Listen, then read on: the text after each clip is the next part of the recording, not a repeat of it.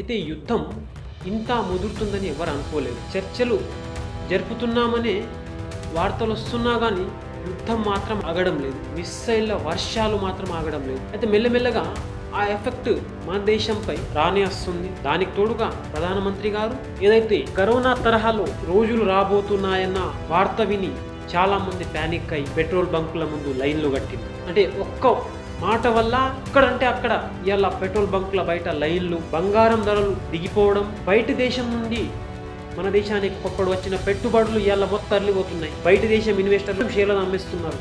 ఈ ద్రవ్యోల్బణం వల్ల, ఈ యుద్ధం వల్ల ఉన్న బంగారానంతా అందరూ అమ్మేస్తున్నారు అన్నట్టు. అందుకని ధరలు తగ్గుతున్నాయి. కొంటలేరు, కొంటే పెరుగుతాయి, అమ్మేస్తున్నట్టు ద్రవ్యోల్బణం వల్ల.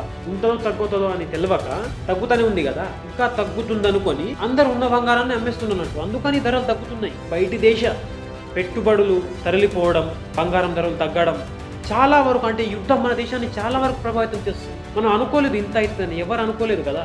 ఆ దేశం నుండి మనకు అసలు సంబంధమే లేదన్నట్టు మనం అనుకున్నాం ఒకప్పుడు. కానీ ఇప్పుడు అట్లా అనిపిస్తలేదు అన్నట్టు. అంత త్వరగా యుద్ధం ఆగుతుందని కూడా మనం చెప్పలేమన్నట్టు. ఎక్కడ దాకా వెళ్తుందో ఏమో. ఒక్కడి ఈగో వల్ల ప్రపంచం మొత్తం అతలా కుతలమవుతుంది. ఎవ్వరికి జనాల మీద పట్టింపు లేదన్నట్టు. ఆ యుద్ధాల వల్ల ఎందరూ స్ట్రగల్ అవుతుండ్రు. అసలు అధ్యక్షులకు అసలు ఎవరైతే యుద్ధాలు చేస్తుండ్రో వాళ్ళకి ఏం కాదు. వాళ్ళకు దీంట్లో ఎక్కువ ఎఫెక్ట్ పడేది ఎవరి మీద అంటే సామాన్యుల మీద. ఇప్పుడు మన దేశంలో కూడా ఎక్కువ స్ట్రగల్ ఎవరవుతున్నారు? సామాన్యులే కదా. ఈ గ్యాస్ల కోసం కానీ, పెట్రోల్ బంకుల కోసం కానీ, పెట్రోల్ కోసం కానీ. ఇటు చిరు వ్యాపారులు అయితే ఎక్కడ కనిపిస్తలేరండి బయట. ఈ టిఫిన్లు అవి అమ్మేటోళ్ళు ఎక్కువ లేరు ఇప్పుడు.